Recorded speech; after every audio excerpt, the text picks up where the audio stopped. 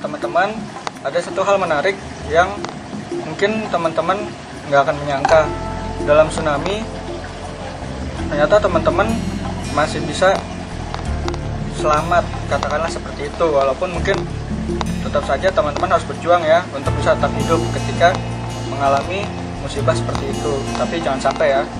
Nah, di sini saya akan menunjukkan seperti apa sih peristiwa yang menarik yang tersebut ya. Di sini saya punya satu model. Saya juga punya satu model kapal-kapalan nih. Dan ada 2 batang kayu. Katakanlah ini saya umpamakan sebagai orang ya. Jadi di sini ada 2 orang dan 1 kapal. Ketika tsunami datang,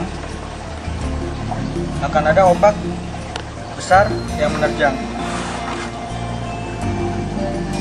Nah, jika teman-teman lihat, perahunya ini masih tetap tidak terbalik ataupun tenggelam, dan ada seorang yang sempat terbawa arus. Saya coba lagi. Ketika tsunami datang, nah, teman-teman lihat orang yang berada di atas kapal yang kebetulan mungkin saat itu sedang melayar, ternyata masih bisa selamat. Dan ada orang yang hanyut nih ke dalam, terseret arus balik.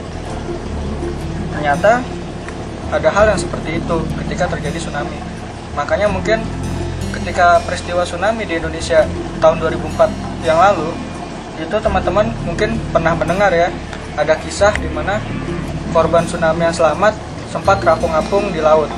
Karena ketika dia berada di pinggir pantai dan terkena arus tsunami, dia terseret balik ketika arus tsunami tersebut kembali ke laut, sehingga ya dia terapung-apung sampai dia diselamatkan. Dan orang yang berada dalam kapal sendiri masih bisa selamat. Ternyata pernah ada satu kasus kejadian ketika terjadi tsunami di Teluk Lituya sekitar tahun 1958. Itu tsunami yang setinggi hampir mencapai 30 sampai 1000 kaki itu. Ternyata ada seorang nelayan dan anaknya yang selamat. Padahal saat itu mereka berdua hanya sedang mengendarai sebuah perahu nelayan yang kecil, tapi mereka berdua bisa selamat. Nah, kasus seperti ini ternyata cukup unik, dan mungkin teman-teman juga harus berhati-hati, karena ternyata tsunami tidak hanya arus ketika datangnya saja yang tinggi itu yang bahaya, tapi ketika arus tersebut kembali ke laut ternyata juga berbahaya. Karena teman-teman bisa melihat ada orang yang terseret arus sehingga terapung-apung di tengah laut, dan sehingga sulit dilakukan pencarian ketika mereka dianggap hilang. Seperti itu teman-teman. Nah, mungkin cukup menambah pengetahuan teman-teman ya. Kalau pengen tahu hal menarik lainnya, teman-teman bisa lihat terus video dari kucingfisika.com.